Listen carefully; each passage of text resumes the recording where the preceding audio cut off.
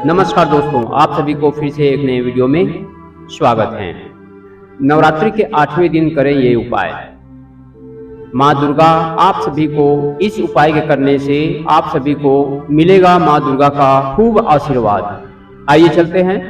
नवरात्रि अब अपने अंतिम पड़ाव पर पहुंच चुका है और अष्टमी तिथि को माँ दुर्गा के सबसे शांत स्वरूप महागौरी की पूजा का विधान है। माता का यह स्वरूप अपने हर भक्त की मुराद को पूरा करता है और उनको सभी संकटों से मुक्ति देता है।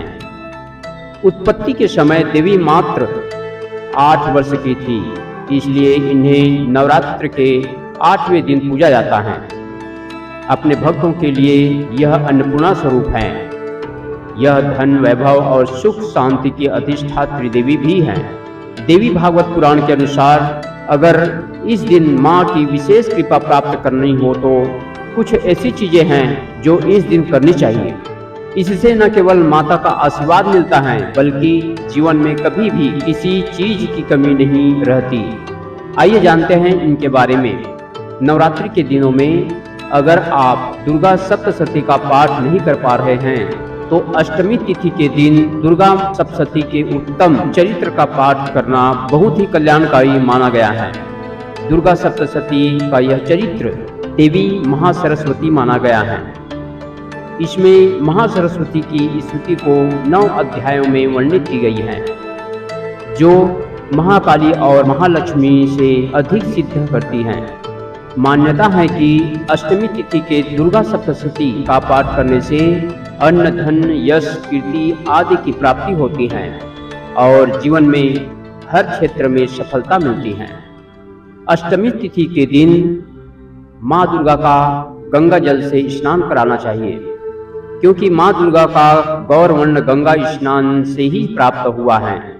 कथा मिलती है कि कड़ी तपस्या के बाद जब शंकर भगवान ने माता पार्वती से प्रसन्न हुए थे तब उनको गंगा स्नान करने के लिए कहा गया था। जैसे ही माता ने गंगा स्नान किया तो उनका एक स्वरूप श्याम वर्ण के साथ प्रकट हुआ, जो कौशिकी कहलाई गई और दूसरा स्वरूप महागौरी कहलाई गई। इसलिए इस तिथि को माँ दुर्गा का गंगा जल से स्नान करवाना अति उत्तम माना जाता है।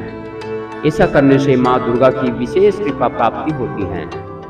अष्टमी तिथि के दिन कन्या पूजन करना विशेष फलदायी माना गया है।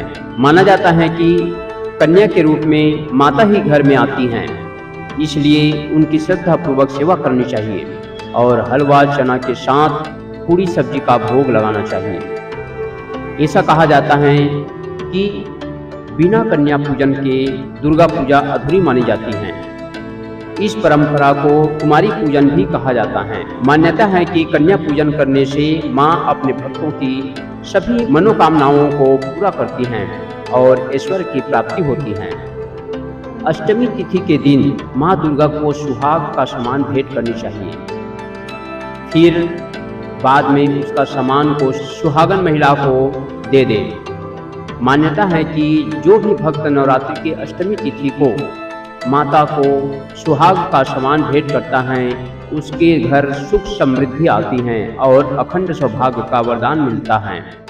वही अगर कोई महिला सुहाग का सामान भेंट कर रही है तो वह महिला भी 16 श्रृंगार करके ही यह सामान माता को भेंट स्वरूप दें। अष्टमी तिथि के दिन माँ दुर्गा का मिठाइयों का भोग लगाकर गरीबों में बांट देना चाहिए। ऐसा करने से माता की असीम अनुकंपा प्राप्त होती है और जीवन के सभी संकटों से मुक्ति मिलती है। माँ हमेशा उन चीज़ों में प्रसन्न होती हैं जो सबको बराबर बांटा जाए, इसलिए हर जगह माता के भंडारे चलते रहते हैं ताकि माँ का प्रसाद हर व्यक्ति को प्राप्त हो सके।